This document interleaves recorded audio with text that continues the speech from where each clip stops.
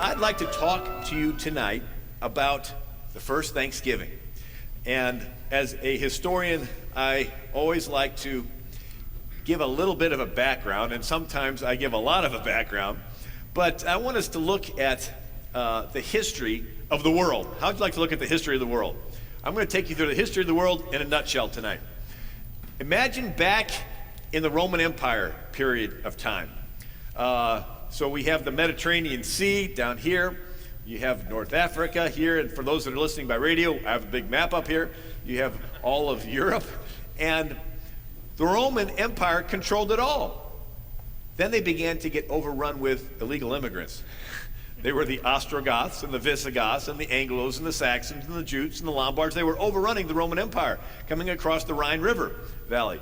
At first they came across slow and assimilated. They would learn the Latin language, and they were working as servants in the households. And matter of fact, so many Eastern European Slavic people came down that the word Slav took on the connotation of a servant. Today we pronounce that word slave. That's where the word came from. And then after a while, these Eastern European people, these different tribes, came so fast that they didn't have time to learn the Latin language. So they kept their own tribal languages, their German language and their Anglos language and their French language, and it broke up the unity of the Roman Empire. Meanwhile, Rome had its military stretched all around the world, putting out global fires, fighting in the Middle East, fighting in North Africa, fighting up in Britain. Then they were having terrorist attacks. Attila the Hun was going around wiping out whole cities of 75,000 people. Meanwhile, they had the whole city of Rome was on welfare. They were giving away free bread. One historian said those that live at the expense of public funds are more numerous than those that provide them. And they had to raise taxes to pay for the welfare programs and to pay for all the military expenditures. Meanwhile, they had outsourced all of their grain production to North Africa. It was the grain basket. But when the Vandals, and believe it or not, that was the name of one of the tribes that overran the Roman Empire, the Vandals, and they came through Spain, they went into northern Africa and captured it and cut off the grain supply, so Rome didn't have resources to mount a counterattack. And then the people of Rome had gotten into moral debauchery.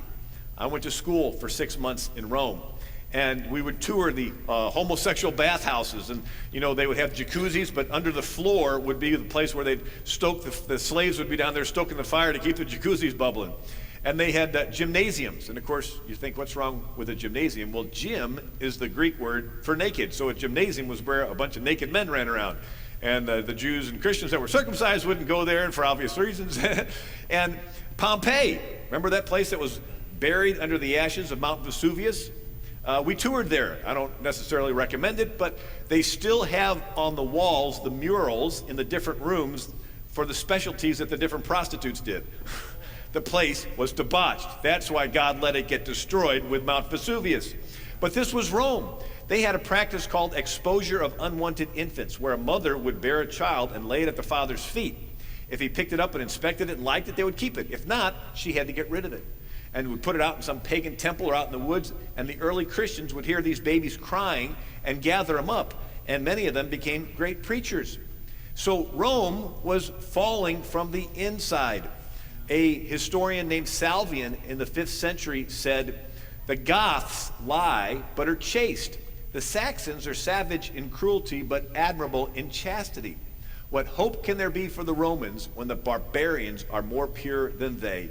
O Roman people, be ashamed of your lives. Let no one think otherwise. The vices of our bad lives have alone destroyed us." So I just wanted to start you off with that little encouraging talk there. So y'all... Anyway, after Rome fell, there was a power vacuum. And the church filled part of that in certain areas. But in other areas, there was no organization. There was no government, no police, no nothing. And then the eastern part of the Roman Empire was called Byzantine. And it had been weakened by a war with Iran. They were fighting Iran back then. It was called Persia, was what they called it, but that was Iran. And it had been weakened. And so now we have the Western Roman Empire had fallen, the Eastern Roman Empire had been weakened, and then in 622 AD, we have a person who starts a religion by the name of Muhammad.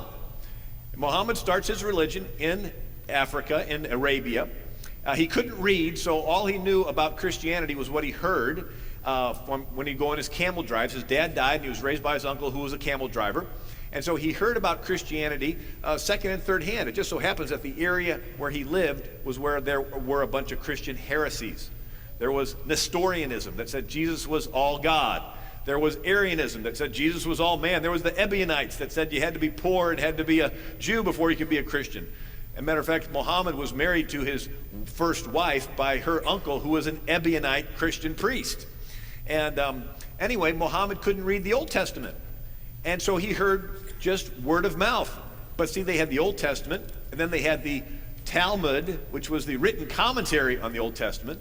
Then they had the Midrash and the Mishnah, which were oral commentaries on the written commentaries on the Old Testament. So what he heard about the Old Testament was second and third hand removed. And then besides, Arabia was the seat of paganism. They had hundreds of different gods that they worshiped there in Mecca, and the most popular was the moon god, whose name was Allah. And so Muhammad mixed all this together and came up with his faith. And he had it broken into two houses. There was the house of Islam and the house of war. The word Islam means submission to the will of Allah. And you're going to see in a moment how this is going to tie into American history. It's a very important point. America would not be here, so we got to pay attention. So Islam means submission to the will of Allah. A Muslim is somebody who has submitted, and they think there will be world peace when the whole world has submitted to the will of Allah. So Islam is a peaceful religion, but their definition of peace is world Islam, when the whole world has submitted to Allah. And then the other is the house of war, or the house of jihad, which is in the process of becoming the house of Islam. So they see the world as Muslim and gonna be Muslim. The difference between a violent Muslim and a peaceful Muslim is the moderate Muslim thinks Islam will conquer the world, just not during their lifetime, so why get all bent out of shape? Get along with people, right? It's not going to happen for a long time. Well, the violent Muslim thinks that Islam will conquer the world during their lifetime, and they want to help make it happen. I sort of say there's three groups of Muslims. There are the violent ones, there are the ones who are afraid of the violent ones, and then there are the dead ones who weren't afraid of the violent ones. In other words, everybody talks about this large group of moderate Muslims, but the moderate Muslims will not speak out and condemn the violence. Why? Because every now and then one does speak out, and they put out a fatwa against them and kill them. So the whole religion is held captive by the small group of violent ones. Anyway, during his lifetime, Muhammad went and waged 66 battles. He went into Quraysh, and he cut off the heads of 700 Jewish men, and then sold the women and children into slaves. All along North Africa, there were 250 Catholic dioceses. And this is prior to the Reformation, so just about all Christians are Catholic. The Muslims wiped them all out. All of the Middle East was Byzantine Christian and Jewish. And in 636 AD, the Muslims swept in there and conquered all of that area. And then they conquered all of Spain and held it for 700 years. Then they conquered all of Asia Minor and turned it into Turkey. The Muslim Ottoman Turks. How many of you read the last book in the Bible? The book of Revelation, where the Apostle John writes a letter to the church at Philadelphia, to the church at Sardis, to the church at Laodicea, the Thyatira, all these different churches. Guess what? Every one of those churches was wiped out by the Muslim invading Ottoman Turks. The Muslims came in there and wiped out those churches. They had a unique way of doing it. They would capture a Christian city and take the young boys from the Christian homes and put them into the Muslim army. They called it the deshurva, which meant the blood tax. Or, they would capture an area, they'd tax everybody. Oh, you got to give us some food, and you got to give us some of your animals, and you got to give us your kids. And so they would collect the young boys, put them into the Muslim army. They were called janissaries. And a janissary was an elite fighting force. And as soon as they were trained to be armies for the Muslims, and they surrounded the Sultan, they were his special guard. And as soon as they converted to Islam, they got to have a weapon. So they didn't get the weapon until they actually converted, and they all did convert. The Muslims got to wear full beards, but the janissaries could only have a mustache. But they would put the janissaries on the front lines to attack the next Christian city. So they were using the children of Christians to attack the next Christian city. So that way they wouldn't have any loss of life. I mean, that's a pretty good idea, right? Use your enemies' kids to attack your enemies. Sort of like maybe the way that Christians put their kids in public schools, and then the public schools teach them stuff that is actually against what the parents believe. But finally, in 1452, the Muslims conquered Constantinople. And now this is where it gets interesting. Constantinople was a city that connected Western Europe to the Middle East, to India and China. And so from Marco Polo on, I don't know if you remember Marco Polo. Marco Polo was this Italian, this guy from Italy, that, here's Italy, and on the map. Marco Polo went all the way over with his dad, Niccolo and Matteo. They went through Constantinople, and then all the way over to China in the 1300s. I mean, here's this Italian wandering around in China. He worked for Kublai Khan for 25 years. But he opened up trade routes from Western Europe to India and China. And this went on for several hundred years until 1452, when the Muslims conquered Constantinople, turned it into Istanbul. It cut off the trade routes. So the Western Europeans wanted to have another trade route to get to India and China. And since they couldn't go the land route, in 1492, this guy named Columbus said, I know how to get to India and China, sail west. And so Columbus would not have set sail if the land route was still there. He thought the islands he discovered were around India.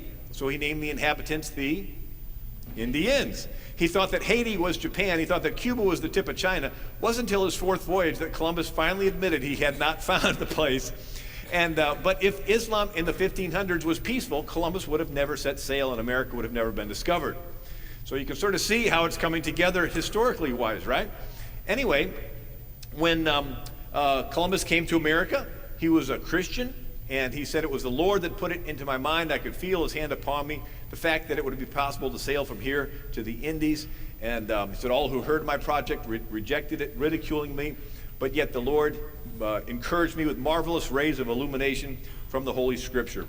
And he came and set up the Spanish Main, which was the Caribbean area. And I won't get into it all, but the word Carib is a Spanish word for cannibal, because they came across so many cannibals there. It was not the paradise that a lot of the politically correct people want you to think. Anyway, we had all the Indians that lived up and down the coast of America at the time. So Columbus opened the door for the Europeans to begin to come to the New World. And then shortly thereafter, we had the Reformation. Now, all of Europe was Catholic. And in 1519 is when Martin Luther started the Reformation. And then princes would start fighting. One prince would say he's Catholic, and another one would say he's Lutheran. They had all these wars. Finally, in 1555, they passed the Peace of Augsburg. Augsburg was a city in Germany. And it's an interesting piece because it has this phrase in there, curios et regio, curios et religio, which means whose is the reign, his is the religion. So it set up this idea in Europe that whatever the king believed, the kingdom had to believe. And so Europe began to break into different religions. In 1648, they had the Peace of Westphalia that went and established this even more. So Germany was mostly Lutheran.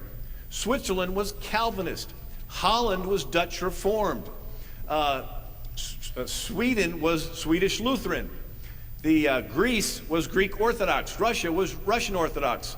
Spain and Italy and Portugal and Poland were Roman Catholic. England was Anglican. Scotland was Presbyterian. So in each country, the king decided what was going to be believed in his country. That was the thought. Whatever the king believed, the kingdom had to believe. And the reason this is so important is when we look at we're working our way up to the Pilgrims. Are you still with me? Yeah. I didn't leave any of you back in the 1300s. Okay, let's come up to the 1600s here. And who was the first main group that settled in North America? The Puritans. I'll give you that question there. So, who were the Puritans? Well, it's important to remember. The Puritans were members of the Church of England, which was started by Henry VIII. Henry VIII was married to Catherine of Aragon. She was the daughter of King Ferdinand and Isabella of Spain. Remember, Columbus was sent to America by Ferdinand and Isabella. Well, Ferdinand and Isabella had a daughter named Catherine, and she was married to Henry VIII for 18 years, and she didn't have a son. She had a daughter, Mary, but not a son. So Henry decided to divorce her. The Pope, because this was Catholic at the time, the Pope said, no, I'm not going to recognize that divorce. And Henry said, well, I'll be my own Pope. So he started the Church of England and put himself as the head and went on to have 6 wives. And their fates were divorced, beheaded, died, divorced, beheaded, survived. So Henry VIII was not a really nice guy to be married to. Well, his advisors suggested that if he really wanted to break with Rome, he should stop using that old Latin Bible and get himself an English Bible. Then people would look to England for their spiritual heritage. So for more or less political reasons, Henry VIII spread the English Bible around the country, thinking this will solidify my break with Rome, but something unexpected happened.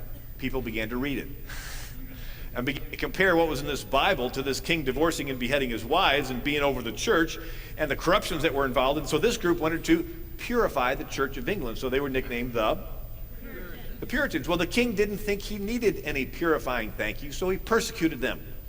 A couple kings later was Charles I, and he hired an archbishop, an Anglican archbishop by the name of William Laud, L-A-U-D. And William Laud sent spies into all the churches to make sure the pastors were following the official Anglican liturgy. And if they weren't, they were arrested. There was an Oxford professor by the name of Alexander Layton, who was arrested by Laud and ordered to have his nose cut in half, his ears cut off, branded on the face as a heretic, whipped twice, and put in the Tower of London until he died. So Laud was not a really nice guy. Laud composed a list of all the leaders in England and put an O or a P by their name. O for Orthodox and P for Puritan. Well, guess what? All the Puritans lost their jobs. They were purged from academia. They could no longer teach at Oxford or Cambridge. I mean, William Penn was expelled from Oxford for having a Bible study in his dorm room rather than going to the Anglican chapel service. And they began to persecute these Puritans. Well, there was another group that said, we're not even going to bother trying to purify the Church of England. We're going to separate ourselves. They believed that the state government should not control the church government. They wanted it separated. And so this group of separatists would meet in secret and in barns and basements by candlelight. And we call these separatists the Pilgrims. The separatists, there was one story where they heard that there was a little bit of freedom in Holland, and so they sold their property and they went down to a boat in the port, and they all got on the boat and they were just about ready to take off when the captain went down and robbed them all, turned them all over to the authorities. They threw them in jail, and he got to keep all their stuff. There was another group of these separatists that arranged for a Dutch ship to meet him on the shore. And most of this we know from William Bradford, who wrote the history of the Plymouth colony, who was their governor for 30 years. So the Dutch ship came up on one of the shores of England, and the separatists had sold their farms and their houses, and they were down there, and the men were ferrying out to this boat their goods and putting it on the boat and stocking it all on. While the men are on the boat, the British come over the hill and capture the women and children. And the Dutch captain says, whoops, I'm out of here, and he pulls anchor, and these men are on this boat sailing away, and the wives are like, husband, get back here. For 3 years, they passed those women and children from one court and jail in England to another court and jail. Finally, one of the judges said, look, you didn't really do anything wrong. You were just wanting to be with your husband, so you're okay. Go ahead and go home. They said, we can't go home. We sold our homes. So they said, what are we going to do with them now? So you know what they did? They got a ship. They put the women and the children on the ship, and they sent them over to Holland to be reunited with their husbands. So there was a happy ending to that chapter. Anyway, these separatists were in Holland for 9 years. And as the years clicked by, they saw their children beginning to learn the language and the looser morals of the Dutch youth. And then they heard rumors that Spain was thinking of attacking Holland, which would put them in harm's way. And so they decided to flee again.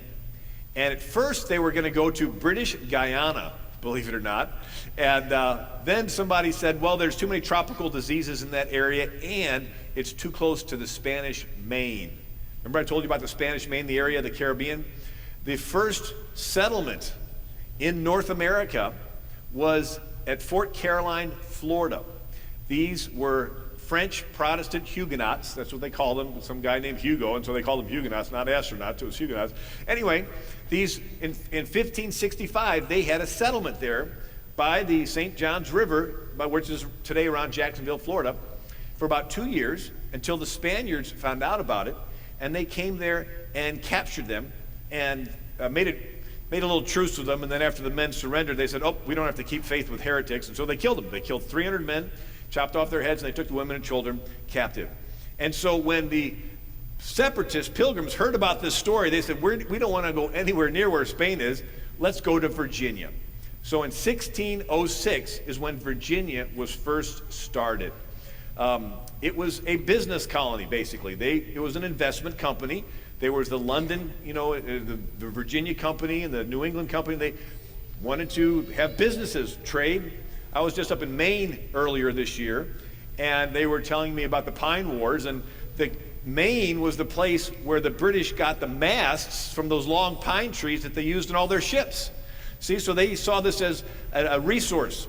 And anyway, these pilgrims had intended to go to Virginia. And this is a picture of Holland. This was where they were for those 12 years. And then the pilgrims prayed and decided to leave. They had a church. They were a church. Now it's interesting, when they were in Holland, they had their own little Bible church. The churches in England had the king as the head.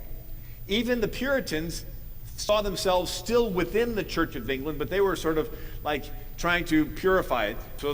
But these separatists were over in Holland. They had their own little church, so they came up with a church government where they would vote for who was going to be their pastor. They all had an equal say. They would pray, they would fast, they would work together as a body. So they learned some things that would help them later. So then, once they left, they came to, they left there in Holland, and then they took off from England, and they were coming across the ocean.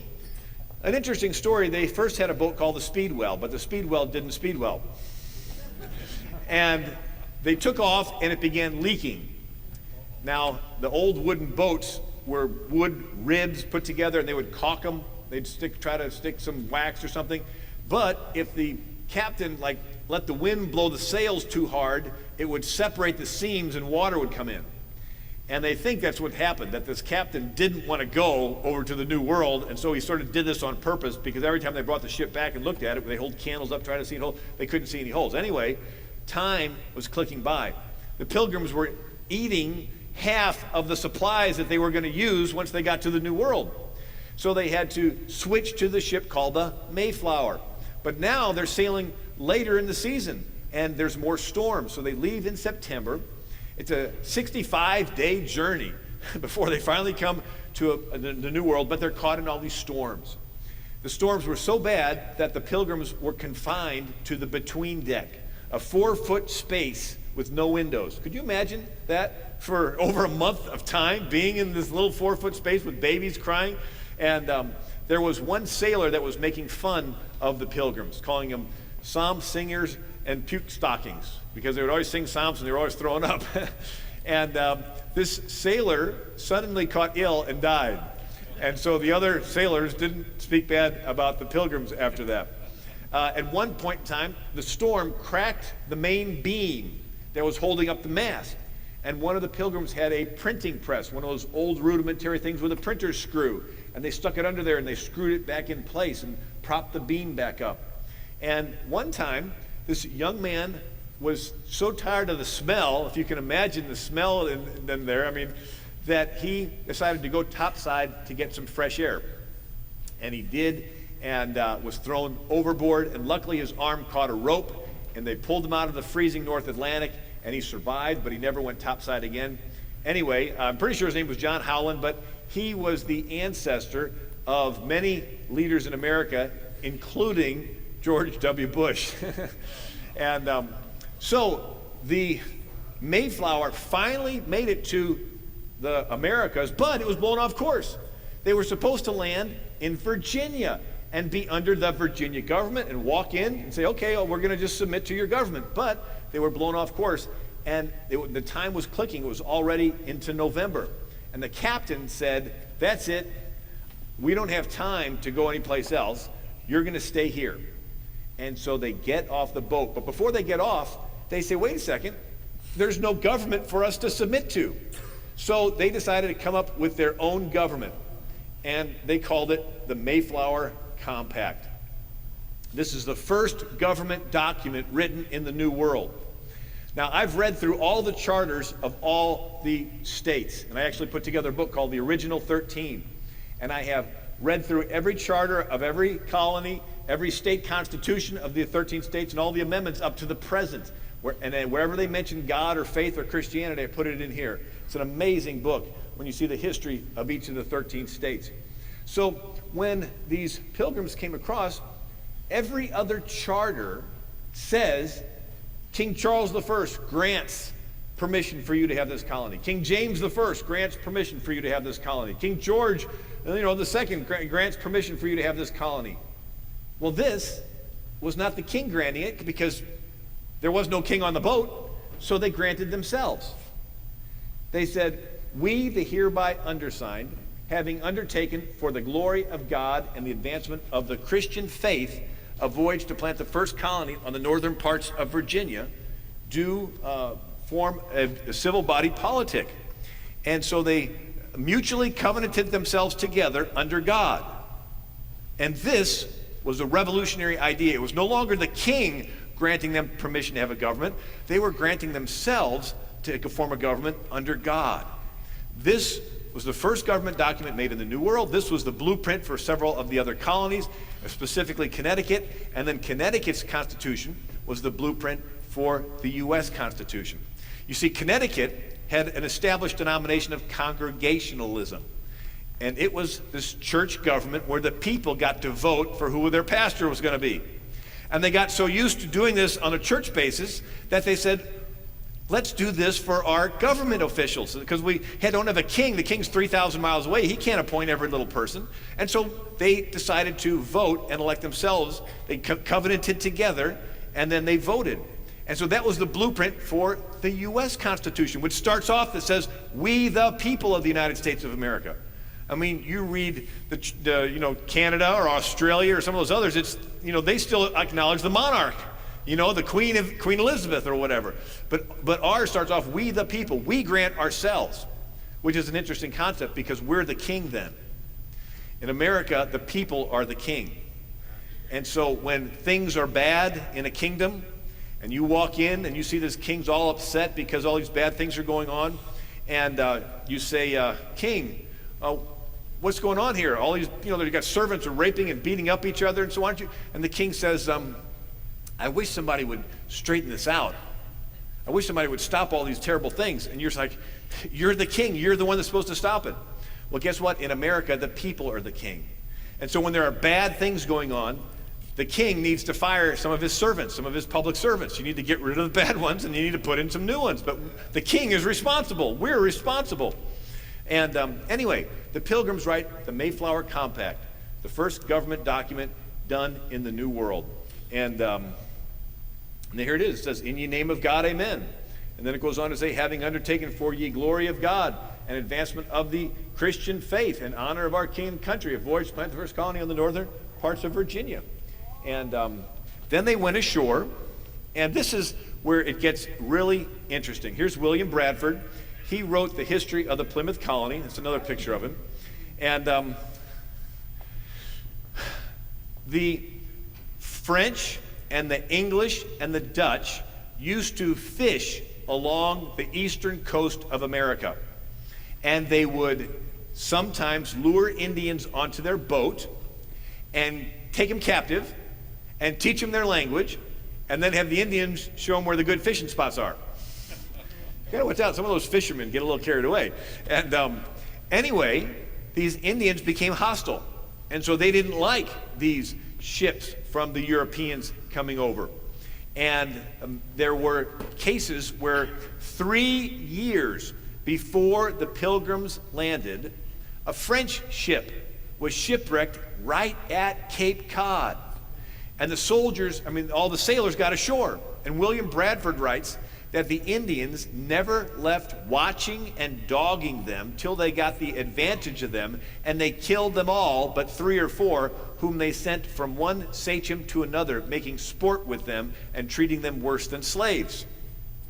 You see, the Indians, they did have some violent practices. From the 1500s, see, we're talking about 1620 right now. Well, it was 1492 that the Americas were discovered, and it was in the 1500s that the Spanish and the French did send Catholic missionaries in to different parts of America. And there were times when they would capture some of them and tie them up to a post and gnaw the meat off their fingers right in front of them while they're alive. Could you imagine that? They would take bites out of their arm while they're tied up and they can't do anything about it. And so this one guy had his fingers eaten off, and it was wintertime, and he escaped.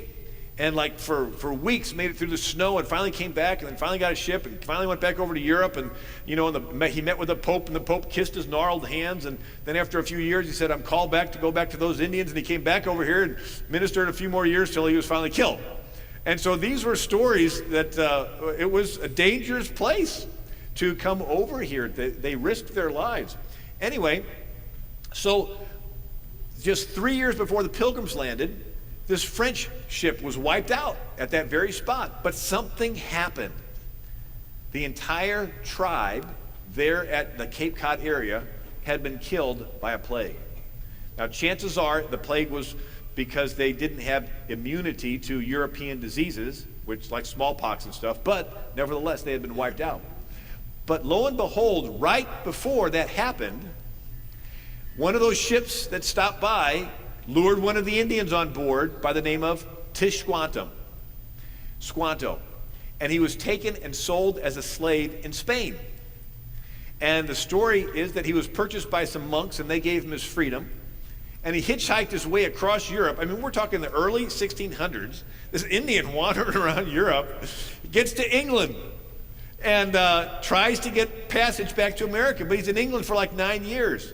And he works as a fisherman and works down at the docks, and finally gets somebody to drop him off in Newfoundland, and then finally gets somebody else to drop him back off on the shores of America, and he gets off right before the Pilgrims land. And he gets off and he sees that his whole tribe had been wiped out. Now imagine how depressed he must have felt. That here, for years he'd been away and he just wants to get back home, and when he finally gets there, it's a ghost town. Everybody's dead. So what does he do? He goes and lives with another tribe. And he's there for that winter. Well, unbeknownst to him, that winter is the winter that the Pilgrims come. And out of all the eastern seaboard, where they could have landed and had Indians that didn't want them there, they land at this one spot where there are no Indians. And so they get off. And that first winter, they begin chopping wood and building their buildings, and the men would sweat, and it would get cold, and they would catch a fever. And they'd keep working, and the fever would turn into pneumonia, and then they would die. One would die, 2, 3, 4, 5, a dozen, 2 dozen, 3 dozen, all the way. Half of the Pilgrims died that first winter. They started with 102. By the next spring, half of them had died. Only 5 couples retained their original spouses. And the next couple of years after that, the widows would marry the widowers and put families, sort of mix them back together. And they would not have made it through another year, but that spring, out of the woods walks Squanto. And he comes and talks to them in perfect English. Could you imagine how totally dismayed these Pilgrims were? Here they are 3,000 miles away from civilization.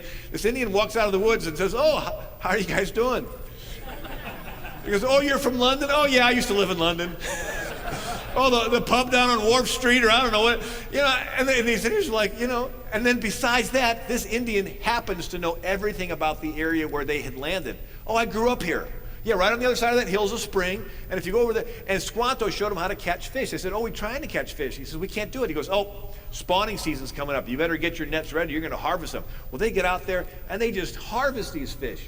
And then he teaches them how to plant corn. They said, "Oh, we tried planting. We can't do that." He goes, "No, what you do, he takes corn, and you put 4 fishes over it and guard it for a couple weeks till the fish decompose and fertilize the ground. And you want to keep the wolves from dragging the fish away. And once it's fertilized, they have a great harvest. And then he taught them how to go down to the riverbanks and take the young men in with their bare feet and squeegee in the mud until they get eels, and they catch the eels and they eat them. I mean, you got to be real hungry to do that. But anyway, then he taught them how to take the corn and put it in a pot and shake it over a fire and make what? Popcorn. That's from the American Indians. He taught them how to catch beavers. Now, this is important because nobody ever asked the question, who paid for their boat ride to America? They borrowed money from Thomas Weston for their boat ride to America. It took them 40 years worth of beaver skins to pay off that trip. Think of that. Now, those of you that are in debt, sometimes we think, oh, God can't use me till I'm out of debt. It always seems that God's people are always in debt, but you can't let that hold you back from doing his will. And that's what the Pilgrims did. But the most important was that Squanto put them on good terms with the other Indian tribes. That entire first generation never had any Indian problems. Why? Because Squanto was their interpreter. And a couple years later, in 1622, William Bradford writes that they were exploring another area, and a sleeting, freezing rain began to come down while they're in a small boat. And he says, we couldn't get around the shoals, so we put in at Manamoick Bay and made a shelter on one of the islands. And he says, here Squanto fell ill of Indian fever, bleeding much at the nose, which the Indians take for a sign of death. And he bequeathed several of his belongings to his British friends. And then he prayed and he begged Governor Bradford to pray for him that he might go to the Englishman's God in heaven. His death was a great loss. This is William Bradford writing this. And he says his last request was he begged the governor to pray for him that he might go to the Englishman's God in heaven. You see the Disney film and, it almost has him converting the pilgrims to their Indian religion. No. The pilgrims were living their Christian faith in front of him, and he saw it, and by the time he was done, he says, I want what you guys have. Pray for me that I go to the Englishman's God in heaven. Well, because Squanto had put them on such good terms with the Indians and taught them how to plant, that first Thanksgiving, that first November, the Indians came and they brought deer and turkey, and the pilgrims made the food that they had brought, and they had their first Thanksgiving. And it went on for a day. And at the end of the day, the Indians rolled up in their fur skins and just slept on the ground. And the next day they were still there, so the Thanksgiving went on another day. Those of you moms that have guests over for Thanksgiving, and then the third day they were still there. The first Thanksgiving went on for 3 days, and the young boys had arm wrestling, and they left their bows and arrows outside of the camp. They didn't bring the chief wouldn't come because he still was a little bit leery, Massasoit, but they had a wonderful Thanksgiving, and that set the tone for it. Now, just immediately after that, another shipload of pilgrims arrive with no supplies. So these pilgrims, their second winter, had to take what they had stored and they had to ration to make sure they made it through the second winter. It got so bad that at one point they had to give every person 5 kernels of corn a day. So the next time that you're having a time of struggling with your meals, think of that. And then they made it through that second winter. And then William Bradford talked about how one of the problems they were having was communism didn't work. They had their plot of land, and they were saying, okay, we need everybody to go out and plant. And the one guy would say, oh, I'm sick. And the mom would say, oh, I got this baby, I got to take care of it. Nobody wanted to go out and plant. So William Bradford said, scrap communism. Everybody gets their own plot of land, and whatever grows on it. Everybody's out there saying, okay, I'm going to plant. And she got the baby on the hip, and she's planting. And that next year, they had a huge harvest. And so that year, in 1623, they had their first Thanksgiving where they actually had a proclamation for it. And we see that this was the beginning. Now, other colonies were formed, but they were what's called royal colonies. And they didn't try to set up their own government. They were just appointed by the king, and they just did what the king wanted. And if you look at the history of these different colonies, If you see the coast here, each colony was founded by a different group. So Virginia was founded by the Church of England. In its charters, which I have in here, it talks about how all the churches need to follow the ecclesiastical laws of the Church of England. So in Virginia, they chased out the Quakers. They wouldn't allow the Quakers in there. Massachusetts was started by Puritans. The Puritans wouldn't allow the Quakers in there either, but they wouldn't allow the Anglicans. And then Roger Williams fled Puritan Massachusetts. See, it's interesting, if I can explain it. Is everybody still following me? The Puritans in England, they didn't like the church government being controlled by the state government. They didn't like the fact that the king would send spies into the churches. You know, they didn't want their church being controlled by the state government.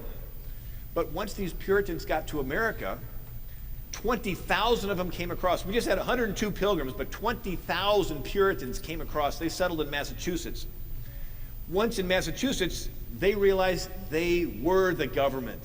And so they felt, well, maybe it's not such a bad idea that the state government controlled the church government, because we can make sure that the churches don't get off into heresy. And so you had Roger Williams was a pastor that came across from England, and Roger Williams was preaching that the state government should be separated from the church government, and they didn't want that to happen. And so the General Court of Massachusetts sent soldiers to the little church that Roger Williams was at and kicked him out from being pastor and chased him, so he went and lived with the Pilgrims for 4 years. And then Roger Williams came back to Salem, Massachusetts, and was the assistant pastor at a church. And then when the pastor died, he became the main pastor. Well, the General Court of Massachusetts again sent there saying, we don't want you to have him as your pastor. And the people said, well, we're going to choose him anyway. And so the General Court says, okay, well, if you do, we're going to basically excommunicate your town. You can't do business, you can't buy land, you can't do anything.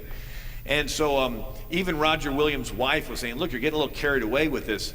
And so they were going to arrest Roger Williams and send him back to England. And 3 days before they arrested him, he fled.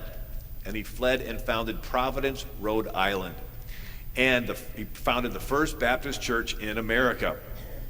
And there in Providence, Rhode Island, he has word that Massachusetts was going to annex and take over Rhode Island. So he goes to England and gets a charter. But one of the unique aspects of history is that you had to get the king to approve. There wasn't any king, because those Puritans that were left over in England had a civil war. Oliver Cromwell was their governor, and they captured the king and they chopped off Charles I's head. So there was no king in England. The Puritans controlled it.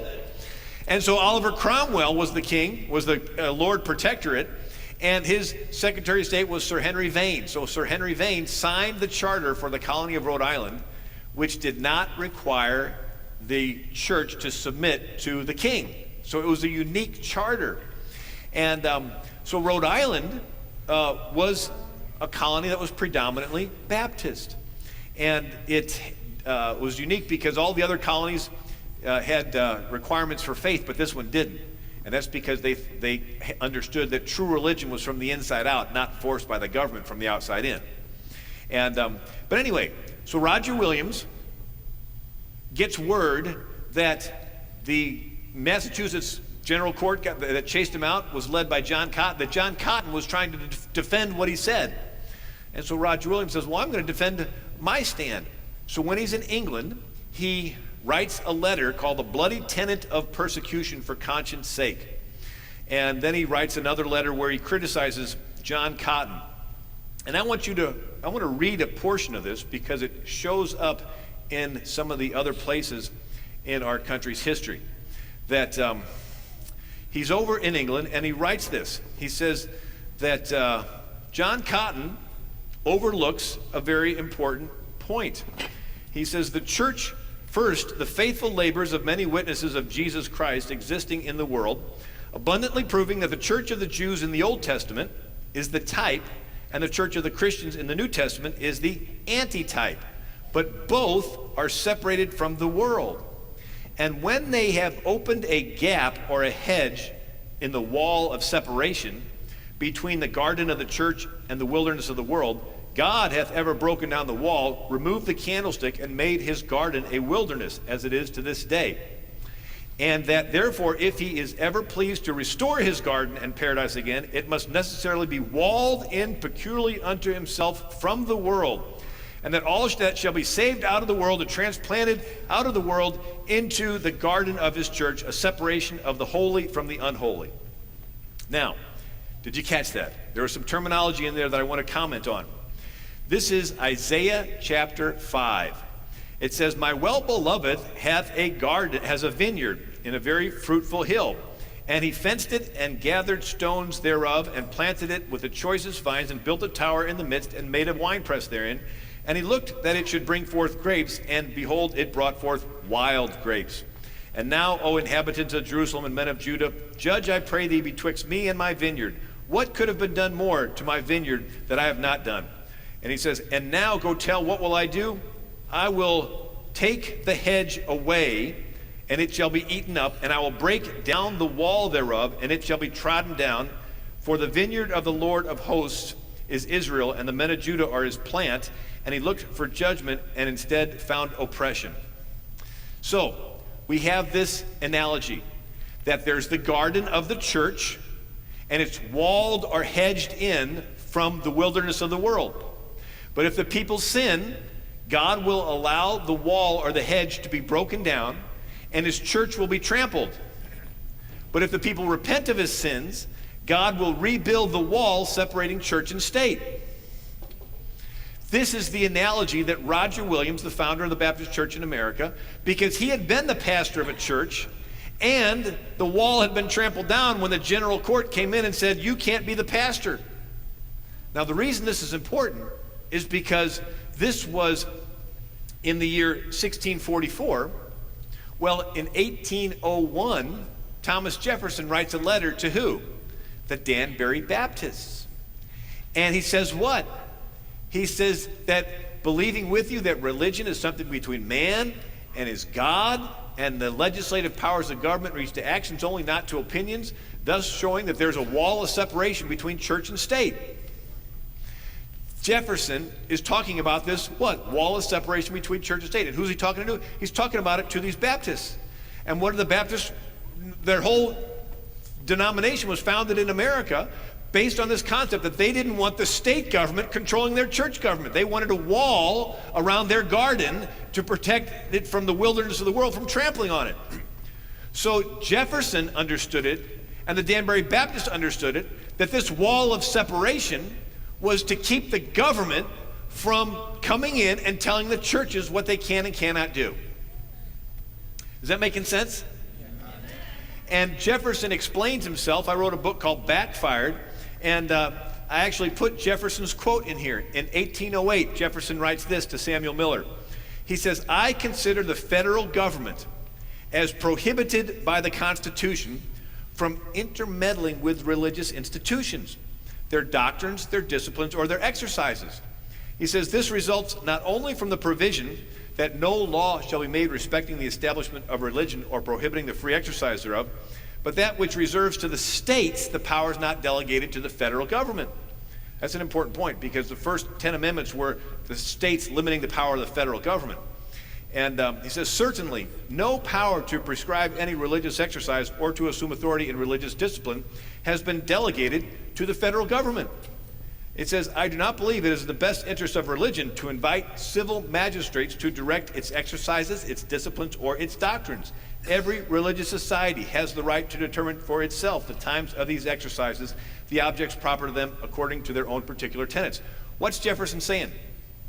He's saying the federal government is prohibited from intermeddling with religious institutions. Why? He's saying there's a wall, and the federal government can't step over the wall and tell the churches what to believe. Why? Because that's exactly what King George III did do. King George was the head of the church, and he was the head of the state, and King George says, "Look, this is what you're going to believe, and if you don't believe the way I tell you to believe, you're going to be thrown in jail." And the Baptists didn't want that, And Thomas Jefferson didn't want that. So he says the federal government is prohibited by the Constitution from intermeddling with religious institutions, their doctrines, their disciplines, or their exercises. Do you get a picture of what separation of church and state used to mean back then? It's totally different than today, where they say you can't mention God, or you have to teach pornography and all kinds of other stuff because of separation of church and state. No, back then it was to keep the state from coming in and telling the church how to run their church business. And anyway, so each state, each colony began to get formed. So it was the Dutch Reformed that founded New Amsterdam, which became New York. It was the Swedish Lutherans that founded Delaware. It was the Congregationalists that founded Connecticut. It was the Puritans that founded Massachusetts. It was the Baptists that founded Rhode Island. It was the Quakers that founded Pennsylvania. It was the Church of England that founded Virginia and Carolinas. Maryland was unique. Maryland was founded as a colony for persecuted Catholics. But they were ahead of their time. They gave tolerance to any Christian. And more Protestants got elected than Catholics and voted them out, and they had to wait till after the Revolution before they could have their first church in Maryland. But it got to the place where there was tolerance in America for all Protestant denominations. And one of the things I did is I read through all of the early state constitutions. And I just want to take a moment here and read you just a sampling of these to give you an idea. So each colony had its own preferred denomination, and they didn't get along very well. You had the Virginia Anglicans chase out the Quakers, and the Quakers went to Maryland, which had been ruled by the Catholics. Once they got to Maryland, they said, you know, we don't think in our conscience we can submit to Catholic leaders, so they took it over and they kicked the Catholics out.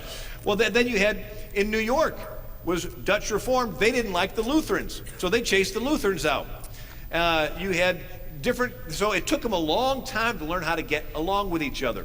But finally it got to the place where they tolerated all the Protestants. And so here is the charter for Georgia in 1732. It says, and all persons except papists shall have a free exercise of their religion. Well, what's papist? That's papal, that's Catholic. So it's saying everybody except Catholics can have a free exercise of their religion. This was Georgia in 1732. Did you know, and I wrote the history of each colony, there was not one Catholic in the entire state of Georgia till after the Revolutionary War. Why? Because they were forbidden by their colonial constitution. Here's New Jersey's. And then 98% of the colonists were Protestant, and about 2% were Catholic, and about 1/10 of 1% were Jewish.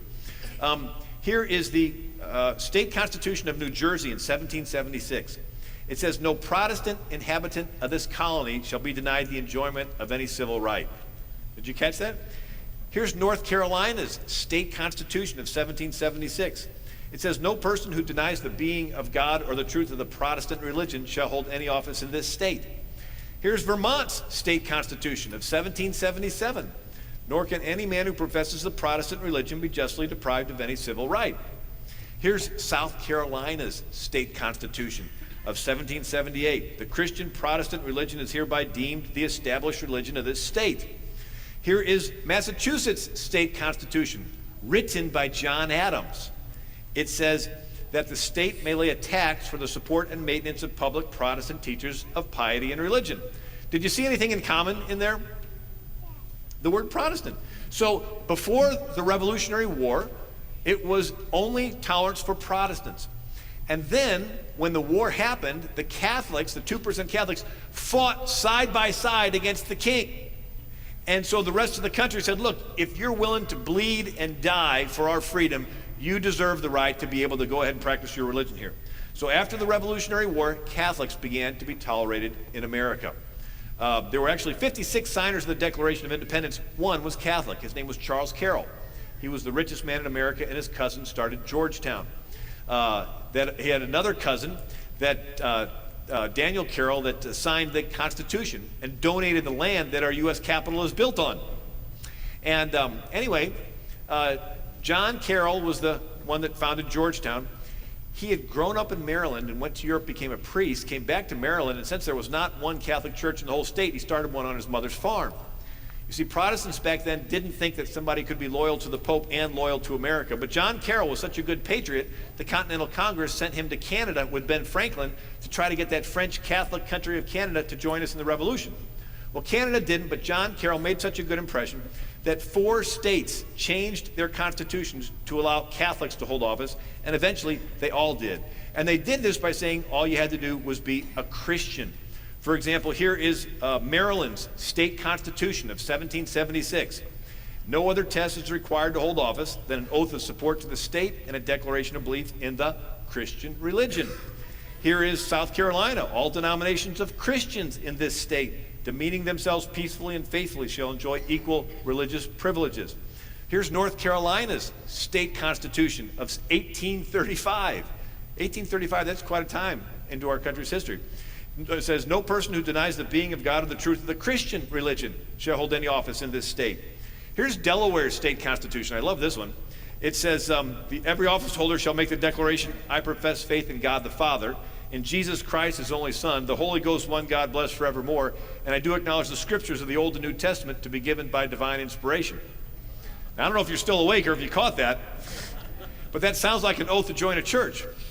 But that was an oath to hold office in the state of Delaware. Now, we read that today and think, man, they were so narrow-minded back then, saying only Christians could hold office.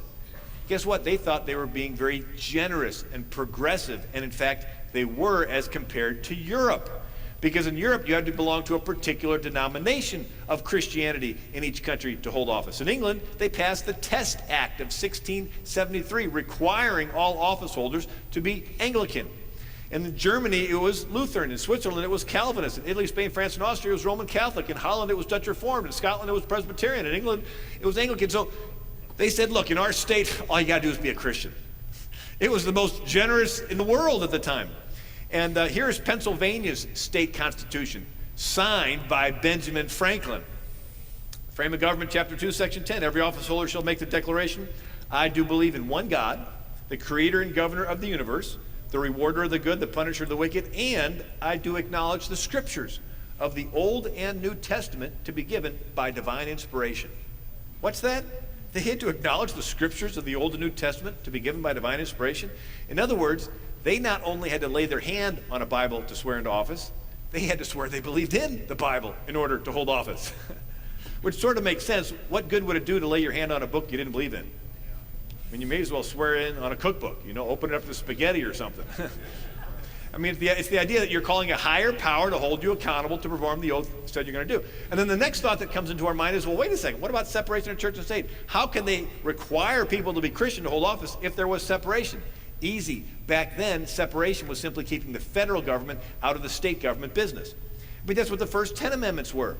They're saying what? Congress shall make no law respecting the establishment of religion or prohibiting the free exercise thereof. Congress shall not take away the right to freedom of press, freedom of speech, freedom of assembly. Congress shall not take away the right to possess and bear arms. Who is limited by those amendments? Congress. It doesn't limit the states, and it doesn't limit the people within the states. It limits the federal Congress. In other words, they wanted to make sure that we didn't have a repeat of Europe where the federal government chooses one Christian denomination as the official denomination and enforces that on everybody else. My wife said it's still a little complicated, try to make it easier. So I came up with this analogy. See if you can follow it with me. Imagine when every colony was founded, they had their own restaurant chain that had a monopoly. So Virginia had Church's Fried Chicken. That was the only restaurant chain allowed in the whole colony. And Massachusetts had Boston Market. And New Hampshire had Red Lobster. And that was the only restaurant chain allowed in the whole colony. They had a monopoly. But once we rebelled against the king, the head of the Church's Fried Chicken chain, then Virginia began to allow some other restaurants to open up, have a little competition. But Boston and New Hampshire and Connecticut didn't. They wanted to keep their state monopoly. But the only thing they could all agree on was they didn't want the federal government to start a restaurant chain and like a Walmart town and muscle everybody else out of business. They didn't want the federal government to follow the example of Europe and set up one denominational headquarters in the White House.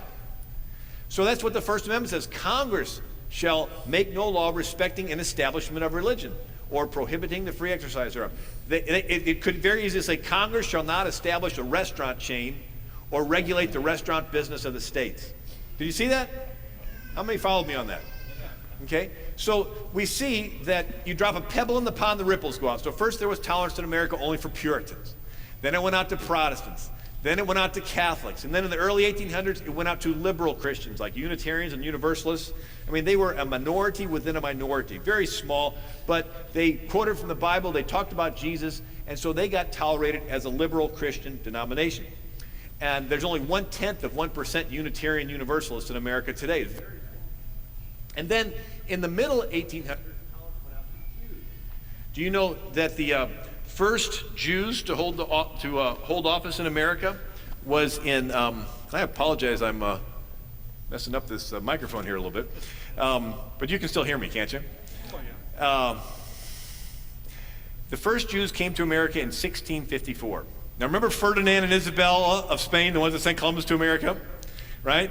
They sent Columbus to America. They had a daughter that was married to Henry VIII, right? Ferdinand and Isabella. Well, Ferdinand and Isabella drove the Muslims out of Spain. Muslims had controlled Spain for 700 years. After they drove the Muslims out of Spain, they decided, we'll drive the Jews out. So they drove the Jews out of Spain. The Jews fled to Portugal. And they were there for a generation, and then they were forced to flee again, and they went to Holland. And with the Dutch, the Jews went around the world. And 700 of them went to Recife, South America. And they had a thriving colony there until Spain decided to attack there. So they fled again, and 23 Jews on a ship, St. Catherine, arrived at another Dutch colony called New Amsterdam, which later became New York. Well, the Jews got off the boat, and the governor of the colony was Peter Stuyvesant. He would not allow them to worship outside of their homes, would not allow them to have a synagogue, would not allow them to have a cemetery, would not allow them to vote, would not even allow them to volunteer for the militia to fight the Indians. Why? Because it was a Dutch Reformed colony. They didn't tolerate the Lutherans or the Quakers. They certainly weren't going to tolerate the Jews. So it was not until New Amsterdam became New York that the Jews were allowed to have their very first synagogue in America in 1730. But during the whole colonial period, there were only 7 synagogues in America. One in Newport, Rhode Island, one in Richmond, Virginia, one in Lancaster, Pennsylvania, one in Charleston, South Carolina, and Savannah, Georgia. During the whole colonial period, there was about 3 million people in America at the time of the Revolution. There was 1,500 to 2,000 Jews. It's less than 1%. But in 1830, something happened. There was a persecution of Jews in Bavaria. And 250,000 Jews came across, and they were embraced and given asylum in America, and they began to be tolerated. So the first colony to allow Jews to hold office was Maryland. It was in 1826. Thomas Kennedy spent 8 years of his life fighting to give Jews the right to be able to hold office. He was not a Jew, he was a Presbyterian, but he fought to allow them to hold. And then in 1851, Maryland changed their state constitution to read this: every office holder had to make a declaration of belief in the Christian religion, and if the party shall profess to be a Jew, the declaration shall be of a belief in a future state of rewards and punishments. So it was the first time Jews could hold office in America. And then Lincoln was the first president to allow Jews to be chaplains in the military. Prior to then, they all had to be Christians. And then 1860 was the first time a rabbi was invited to open a session of Congress with prayer. His name was Morris Jacob Raphael. And then in the late 1800s, tolerance went out to anybody that was a monotheist. Our coins say what? In God we trust. It's God singular. It's not God's plural. You know, it's one nation under what? Under God. It's God singular. Right? So it was tolerance for monotheists. And then in the early 1900s, tolerance went out to polytheists. I mean, believe it or not, many state constitutions forbade citizenship to Chinese, Japanese, and others of Mongolian races. I'm doing my research and it says, and no Chinese shall ever be a citizen of this state. I'm like, what is with this? Well, that's because they were assumed to be Buddhists. You know, the Chinese coolies that worked on the railroads and so forth. There's only 0.5% Buddhist in America today, and in the 1890s it was just too strange. But they got to be tolerated, really not fully until after World War II, you know, the Asian internment camps. And but then in the middle 1900s is when tolerance began to go out to the atheist, the secular humanist, and the anti-religious, which makes it so ironic that the last ones in the boat decided it was too crowded, and they decided to throw the first ones out. So now there's tolerance for everybody in America except the ones that came up with the idea, right? Are you with me? I mean, imagine a sea of people drowning in persecution, and a lifeboat comes piloted by Puritans. They first pull out of the water their fellow Puritans. Then they pull out Protestants, and then they pull in Catholics, and then liberal Christians, and then Jews, and monotheists, and polytheists. They finally pull the atheists in the boat, and the atheist says, this boat's too crowded, and they push out the Christians. Imagine two little round magnets that are stuck together. At first, it's hard to pull them apart, but as you pull them and turn them, it gets easier and easier till finally you turn them so much the backsides face, and what happens? The magnets repel. You know, it was real hard for those Puritans to tolerate other Protestants. Did you know the Puritans not only hung witches, they hung Quakers? 4 Quakers they hung as heretics. But finally, with the help of William Penn, the Quakers found in Pennsylvania. But here, at first it was hard for those Puritans to tolerate other Protestants. It was real hard for Protestants to tolerate Catholics. But then it got easier to tolerate more and more, until finally everybody gets tolerated. Now, everybody's tolerated except the Christians that started the whole thing off. You know, I was doing my research and I looked at some polls. Did you know that Newsweek magazine, just September of last year, had a front page article of spirituality in America? Newsweek magazine said this: 33% of Americans are evangelical Protestants. 25% are non-evangelical Protestants. 22% are Roman Catholic, and 5% are other Christian. You add that up, that's 85% of America today considers itself some denomination of Christian. 2% Jewish, 1% Muslim, 0.5% Hindu, 0.5% Buddhist, 0.1% Unitarian Universalist, you know? And get this, only 1% atheists. Here, Newsweek poll says only 1% of Americans identify themselves as atheists, and 85% identify themselves as some denomination of Christian. I thought to myself, what do you call it when 1% forces its will on 85%? I think it's called a tyranny. When the views of the majority of the people are reflected, then it's a democratic form of government.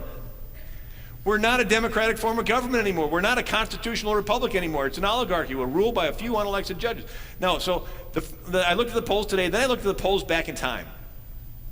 At the time of our country's founding, Patricia Benami is a New York University professor. She said 98% of the colonists were Protestant, which left about 2% Catholic and about 0.1% Jewish. So I asked myself the question, what would motivate this 99.9% Christian populace to want to promote tolerance of non-Christians? I came up with 3 reasons in my research. Do you want to hear them? Yeah. How many want to hear them? Yeah. Okay. The first reason, Jesus never forced anybody to believe in him, so we shouldn't. Right? There was one time when Jesus said something, and the apostles said, oh, Jesus, that's a difficult saying. He says, if you don't like it, you can leave. Now you contrast that to Muhammad, who had an army that rode into Medina and said, submit or die. And if you didn't submit, you died. If you did submit, he'd say, get your sword and your horse, follow me to the next town. They'd ride into the next town and say, submit or die. And if you didn't submit, you died. If you did submit, he'd say, get your sword and your horse, follow me to the next town. And they took over all of North Africa, all the Middle East, all the Spain, all of Turkey, you know. It was forced from the outside in, where Jesus was saying, no, true religion's from the inside out. You don't force people to believe. All right, it's like you grab a teenager by the ear and you make him say a prayer. Will they say it? Yeah. Is it pleasing to God? Well, probably not. But if they voluntarily say the prayer, yeah, then it's pleasing. So that's the idea that they had in America, that true religion is voluntary from the inside out, not forced by the government from the outside in. Now, that was the first reason why they tolerated people of other faiths. Now, the second reason was who populated America? Were these Muslims that came over trying to tolerate non-Muslims? Was it Hindus trying to come over here to try to tolerate the lowest caste system? Was it atheists trying to tolerate? There's only 1% atheist in America today. Back then, there was none. You know, who populated America? They were Christians of Europe. Whether they were Protestants fleeing Catholic countries, Baptists fleeing Anglican countries, Mennonites and Amish fleeing Lutheran countries.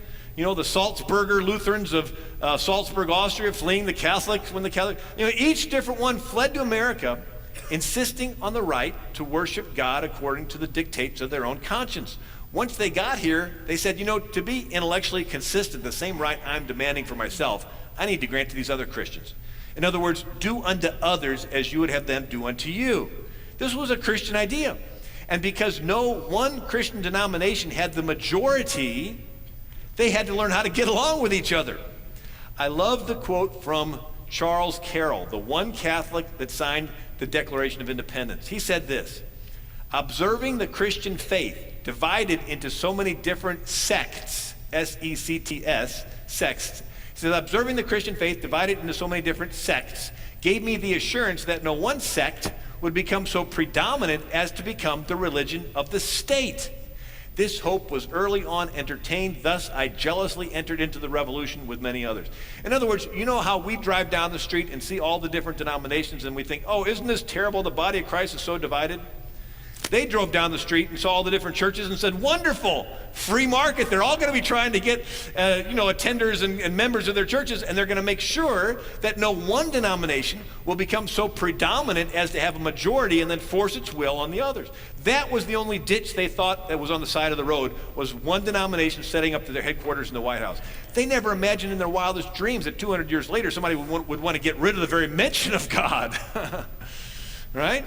And so the first reason was Jesus never forced anybody to believe, so we shouldn't. The second reason is they understood do unto others as you'd have them do unto you. The third reason was the most interesting. Evangelism. Guess when the first missionary was ever sent out from America to another country? It was in 1812. Now, 1812 is a long time after 1776.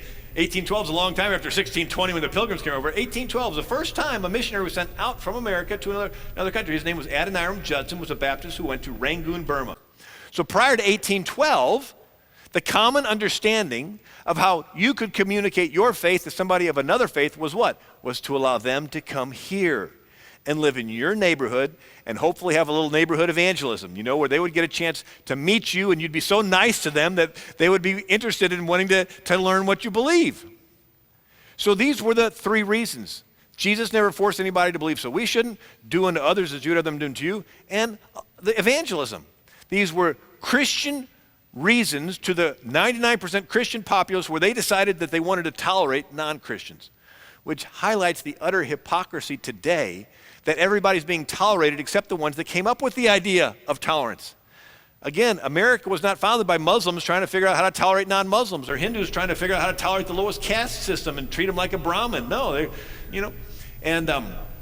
so this is important for us to realize when we look at the history of our country.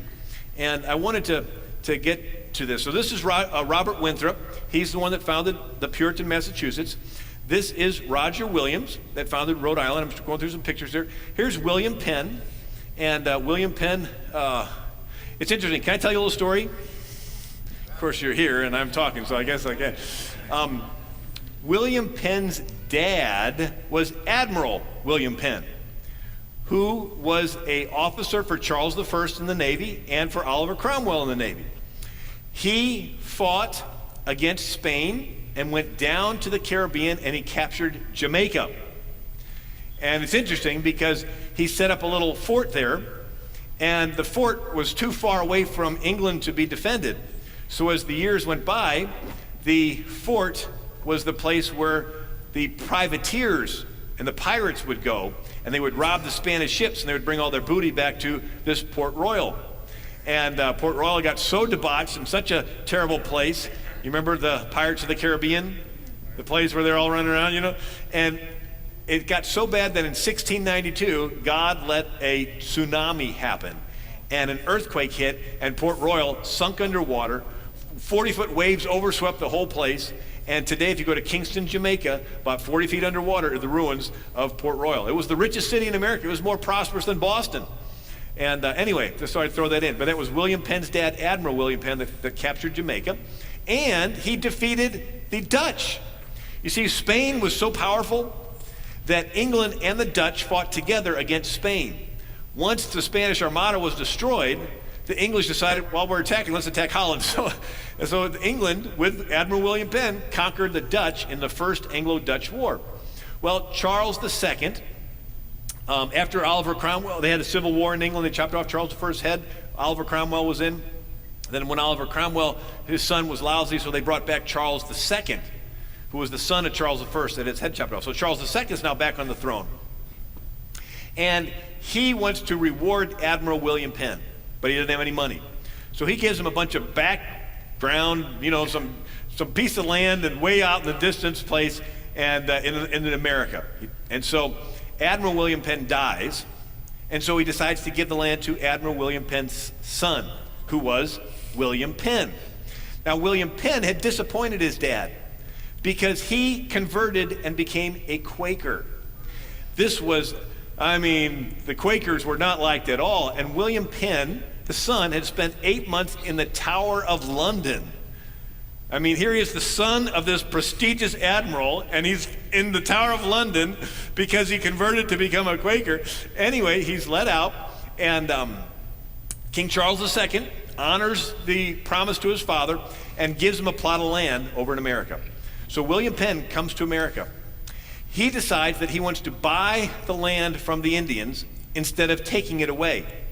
Now, if you contrast what happened down in Mexico, the Spaniards set up big estates, and they would have a Spanish lord would get this big plot of land, and whatever Indians happened to be on that land, he enslaved. And to this day, Mexico is a very small group of landed people and the large masses of the poor, more or less Indian people. And it was begun at the very beginning. When William Penn came over, he owned the whole Pennsylvania. It was his personal property. But what did he do? He still insisted on buying it from the Indians. And so he bought the area for Philadelphia, and then he bought a little area of land somewhere else. And then, because he had been persecuted for his faith, he invited all the persecuted Christians of Europe and Jews to come to his holy experiment of Pennsylvania. And so they began to come. Do you know the first Catholic church in the entire English-speaking world was in Philadelphia in 1731? I mean, after the Reformation, there was none. It was in Philadelphia. And so William Penn allowed this to happen. It was an experiment of Christians learning how to live together of different denominations, because back before then, each colony was predominantly one or the other. And Philadelphia happened to be the city that we had our Continental Congress meet in. Philadelphia happened to be the city that we wrote our Constitution in. Philadelphia was the first capital of America, of the United States. And Philadelphia was founded by William Penn, who was a sold-out Christian. And I thought that you would appreciate that. How many like that? And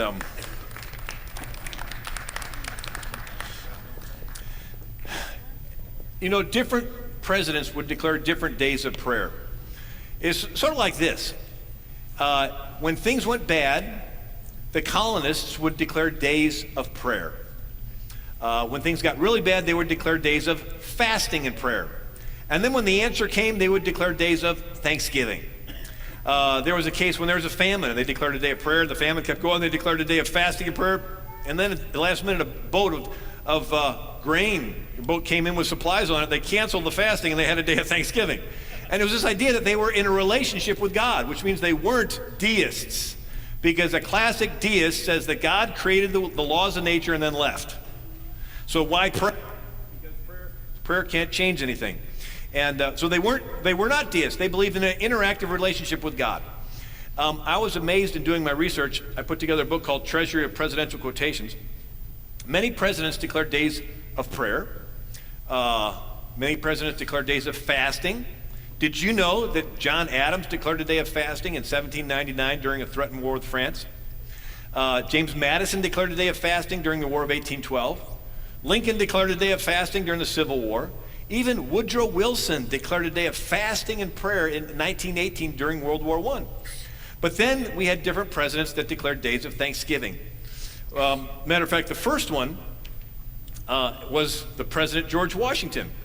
Now, George Washington declared the first National Day of Thanksgiving the same week that we passed the First Amendment.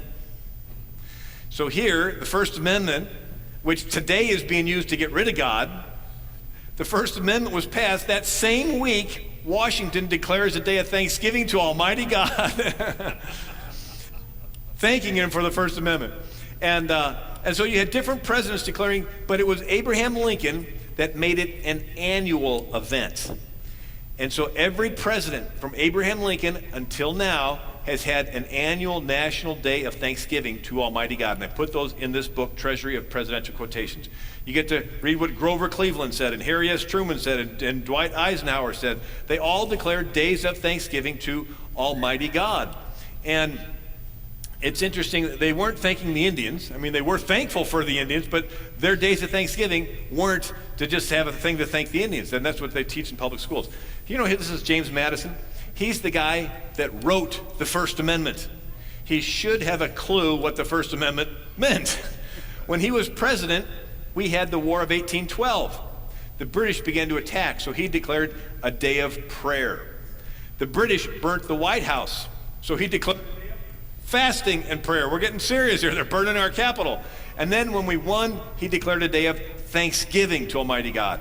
So here's the president that introduced the First Amendment, declaring 3 proclamations acknowledging God. Certainly he didn't think his amendment was to keep God out. You know what's interesting? The British charged into our capital on August 25th of 1814, and they began to burn the White House, burn the Library of Congress, burn the Capitol. Then the sky became dark and black, and the wind blew, and the wind picked up till it was hurricane strength, and it began to knock over chimneys on the British and knock over walls, and even reports were that it lifted up the cannons of the British and began to throw them yards away. And then lightning began to flash down and hit the British, and it began to hail on them. And one British commentator, historian, said more British soldiers were killed by this stroke of nature than by all the arms that the Americans muster in the feeble defense of their capital. And I think my microphone here is about going off, so maybe I'm getting a signal here. And anyway, so it was a miracle that our capital was saved. Then the rains from that hurricane began to put out the fires and extinguish them. Ladies and gentlemen, we are a country that has a heritage of God. And even Franklin Roosevelt, and I did a book on Franklin Roosevelt, he declared a day of thanksgiving to God. Franklin Roosevelt wrote the foreword for a New Testament that was given out by the millions to World War II soldiers.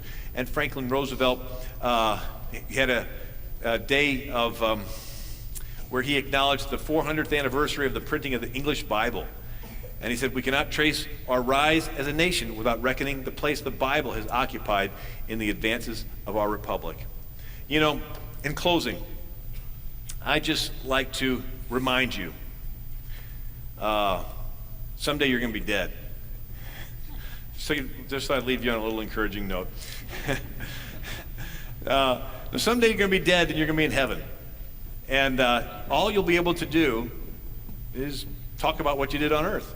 I mean, the Lord will probably have other stuff to do, but I mean, I played sports in high school. I was an inside linebacker in football. And I used to sack the other team's quarterback so much that after one game they had interviewed the other team's coach, and he goes, yeah, that guy Federer was in our backfield so much we thought he was part of our team.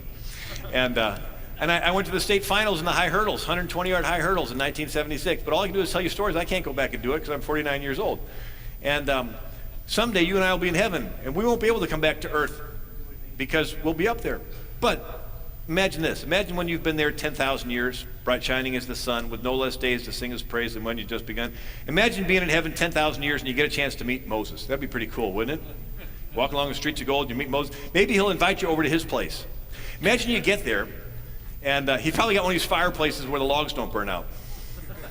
You know, get it? The burning bush didn't burn up, and the logs in the fireplace didn't burn up. And I heard one preacher say, in heaven you'll travel as fast as you think, and I'll probably show up late. My wife will say, where were you? I said, I was thinking about something else. But imagine getting there and be a big room full of people like this. And as the evening goes by, you just can't contain yourself anymore. And you just say, Moses, what was it like? I mean, you're the guy. I've read all about you, but you're right here in front of me. What was it like being there? And he'll say, well, you know, when I was on earth, you know, Pharaoh and his chariots were charging in at us going 30 miles an hour with these razor-sharp swords, and they were going to slice us to ribbons, and I didn't know what to do, so I just held up my rod and said, God, use me to deliver my people. And the waves came down and destroyed Pharaoh and his chariots.